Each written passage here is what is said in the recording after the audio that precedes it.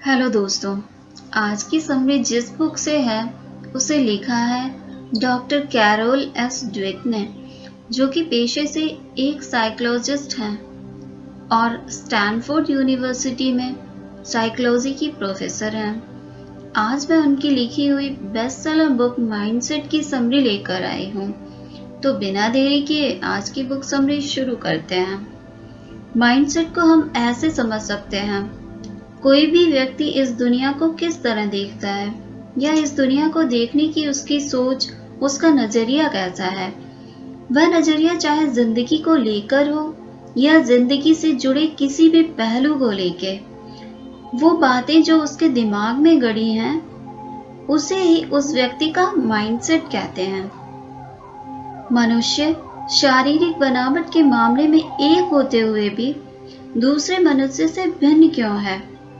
क्योंकि हर मनुष्य का बैकग्राउंड, उसके एक्सपीरियंसेस, ट्रेनिंग के तरीकों में अंतर होता है। इसी वजह से उसके सोचने का तरीका भी भिन्न हो जाता है। कुछ अधिक चालाक लोग तो कुछ अधिक नैतिक बन जाते हैं। यह मानवीय गुण ऐसे होते हैं जो आप वक्त के साथ विकसित कर सकते हैं। लेखिका मानसिकता को दो प्रकार से बताती हैं और वह निर्भर करता है कि आप कौन सा दृष्टिकोण अपनाते हैं। वही दृष्टिकोण आपके जीवन जीने के तरीकों को प्रभावित करता है। पहला दृष्टिकोण है निश्चित मानसिकता, फिक्स्ड माइंडसेट, और दूसरा जिसे विकास की मानसिकता या ग्रोथ माइंडसेट कहते हैं। फिक्स्ड माइंडसेट को लोग यह मानते हैं कि उनके पास पहले से ही टैलेंट है और यह टैलेंट उन्हें बार बार खुद को साबित करने के लिए प्रेरित करता है। ऐसी स्थिति में अगर ऐसे लोगों के पास बुद्धि, व्यक्तित्व और चरित्र है तो यह उनके लिए एक पॉजिटिव डोज की तरह काम करता है। परंतु इस माइंडसेट के लोगों की अपनी विशेषताओं में कमी को देखने या महसूस करने को प्रेरित नहीं करता। वहीं ग्रोथ माइंडसेट के लोगों में यह गुण होता है कि वे प्रयासों के माध्यम से अपने आप को विकसित कर सकते हैं। वे उनके अंदर के टैलेंट और एक्सपीरियंस को बढ़ाकर अपने माइंडसेट के दायरे को और बढ़ा सकते हैं। इस मानसिकता वाले लोगों का मानना होता है कि कोई भी व्यक्ति महान बन सकता है, चाहे वह कितना ही सामान्य क्यों न हो। फिक्स्ड माइंडसेट के लोग निराश होने पर खुद को हारा हुआ महसूस करते हैं, जैसे कि हर कोई उनसे बेहतर है और वह सबसे नकारा है या वह इस धरती का सबसे बदकिस्मत इंसान है। वह ऐसे शब्दों का प्रयोग करते हैं जैसे उसे कोई पसंद नहीं करता, उनके लिए कुछ भी अच्छा नहीं है।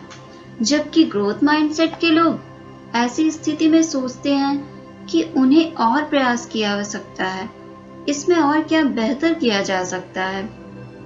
ऐसे लोग व्यथित तो होते हैं पर साथ ही चुनौती का सामना करने और उन पर काम करने के लिए तैयार रहते हैं। एक अध्ययन से पता चलता है कि फिक्स्ड माइंडसेट के लोगों ने उनके प्रदर्शन और क्षमता का प्रयोग गलत तरीके से किया और बहुत सी मिस्टेक्स की। वहीं ग्रोथ माइंडसेट के लोग अपेक्षाकृत आश्चर्यजनक रूप से सटीक थे। ग्रोथ माइंडसेट के लोग मानते हैं कि खुद को विकसित किया जा सकता है और वह अपनी क्षमता को बढ़ाने और प्रभावी ढंग से सीखने को लेकर खुले होते हैं। वहीं फिक्स्ड माइंडसेट के लोगों में विकृति लगभग अनिवार्य रूप से शामिल होती है और खुद को बेहतर बनाने के मामले में विश्वास नहीं करते हैं। उपलब्धि और योग्यता के बारे में लेखिका बताती हैं कि किसी भी उपलब्धि के पीछे बहुत सी असफलता और लगातार विकसित हो रही योग्यता होती है। अब थॉमस एडिसन का ही एग्जाम्पल ले लेते हैं, जिन्होंने बल्ब का आविष्कार किया। उस एक आविष्कार के पीछे कितने ही असफल प्रयोग थे। थॉमस एडिसन हमेशा से ही कोई प्रतिभाशाली व्यक्ति नहीं थे। वह पढ़ाई में इतने कमजोर थे कि उन्हें स्कूल तक छोड़ना पड़ा था, परंतु उन्होंने खुद को कभी भी जिज्ञासु और खुद को छेड़छाड़ करने वाले लड़के को चुनौतियां तलाशने से नहीं रोका। जिसके कारण वो सिर्फ आविष्कारक ही नहीं, एक सफल बिजनेसमैन भी बन पाए। आगे लेखिका बताती हैं कि एक चैंपियन की मानसिकता क्या होती है। विकास की मानसिकता ही चैंपियन की मानसिकता को तैयार करती है। जैसे विकास की मानसिकता वाले लोगों को सीखने और सुधारने में अपना सर्वश्रेष्ठ प्रदर्शन करने में सफलता मिलती है, जैसा कि हम एक चैंपियन में पाते हैं। ग्रोथ माइंडसेट वाले लोगों को प्रेरित करने वाली असफलताएं भी मिलती हैं, जो कि एक वेकअप कॉल की तरह होती हैं और जानकारी से पूर्ण होती हैं। ग्रोथ माइंडसेट के लोग उन प्रोसेस को फॉलो करते हैं जो उन्हें सफलता दिला सकती हैं और इसे बनाए भी रख सकती हैं। हम चाहे किसी भी फील्ड में ले लें, चाहे वह खेल, व्यवसाय, एक्टिंग, यहाँ तक कि पर्सनल लाइफ या रिलेशन में भी ग्रोथ माइंडसेट की जरूरत होती है। आप किसी भी फील्ड में देखेंगे तो ऐसे व्यक्ति दिख जाएंगे जिन्होंने अपने ग्रोथ माइंडसेट के जरिए ऊंचा मुकाम हासिल किया है। जब उनकी लाइफ को पढ़ते हैं तब समझ आता है कि उस सफलता के पीछे लगातार सीखने और अपने अनुभवों को और बेहतर बनाने की प्रैक्टिस है।